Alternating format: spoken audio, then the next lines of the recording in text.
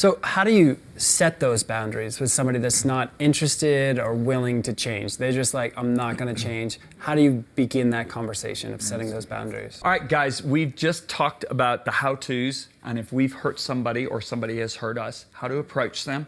Do you have any questions? Yeah, I have one. Yeah, sure. So what do you do if reconciliation may not be healthy or safe?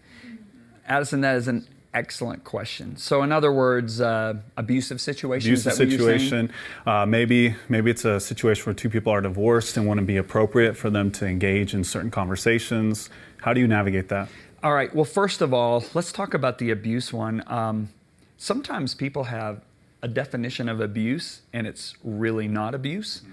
And I think that's the case, and I really didn't say this, but and I should say it, but Jesus goes on to say, well, what if they don't listen? What if I go to reconcile with Chris about his beard and he doesn't listen to me? Well, then what I do is I go get Rose and I go get Ashley. And these are two people that care about us both. All right? And I say, Chris, is there any way, you know Ashley and Rose, they really care about us. They care about our relationship, both of us. They're not partial to us. Can we bring them in and let them help us talk this thing through? And so we bring Ashley and Rose, and Ashley, going there, Ashley looks at me and goes, John, this isn't abusive. All right? And I go, oh, well, let's say it is abusive, and let's say he doesn't listen. Then Jesus says, then take your case to the church. That doesn't mean the whole church. That means the leadership. Find a pastor. And if he doesn't listen to the pastor, then Jesus said, treat him like a pagan or a corrupt tax collector. Now, do we love pagans and corrupt tax collectors? Yes. Absolutely. If they're in trouble, are we going to help them? Yes. So we still love them, but we don't put ourselves in a place where we're vulnerable with them. We don't open our heart to them. Okay, so now we're in an abusive situation. We're in a situation where it's not healthy. What do we do? Well, I look at David.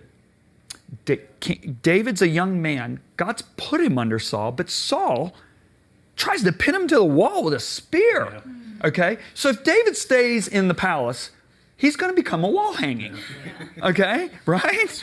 Okay? So what does he do? On the second spear, he said, I got to leave. This is unhealthy. I got to set some healthy boundaries. So I got to live in the desert because this guy basically has rule over the whole country. I got to make a stone my pillow.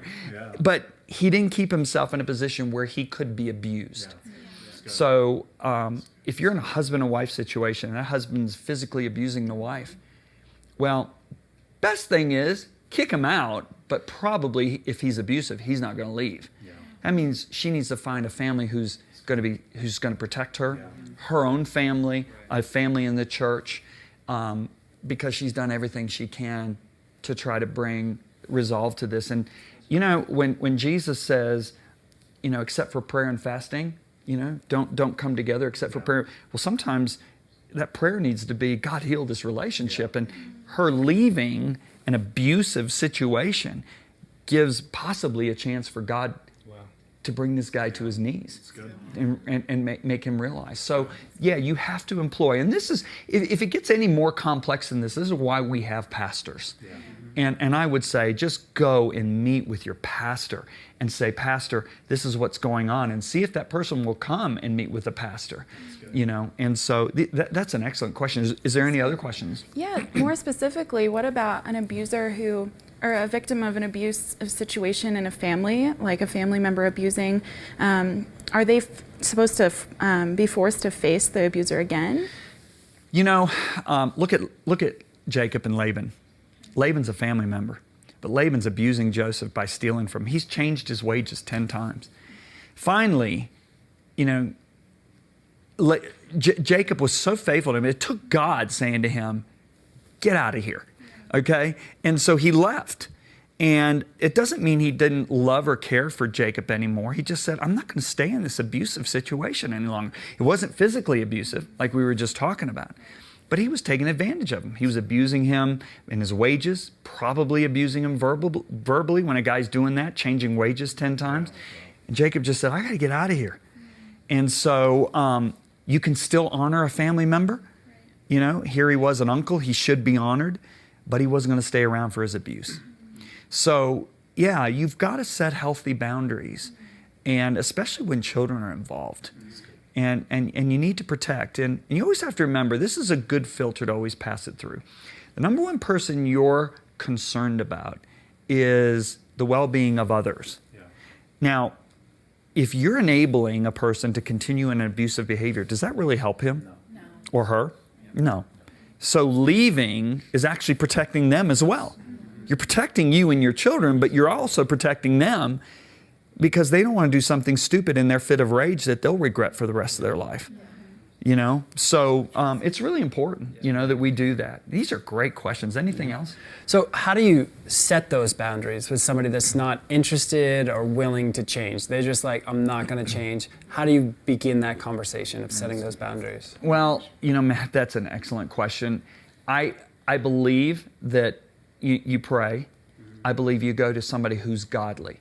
Like with me, I'm getting a little older now, you know, and I used to go find older, more mature Christians than me and say, what do I do about this? And they would give me an advice. I wouldn't do that because I wanted to spread, oh man, I'm being treated terribly.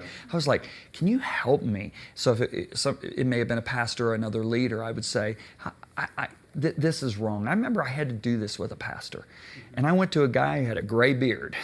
And I had a brown beard at that time. And I said, hey, I'm being abused here. And I explained to him the situation. He said, John, this is what you need to do. And to be really honest with you, Matt, I don't think I would have figured out.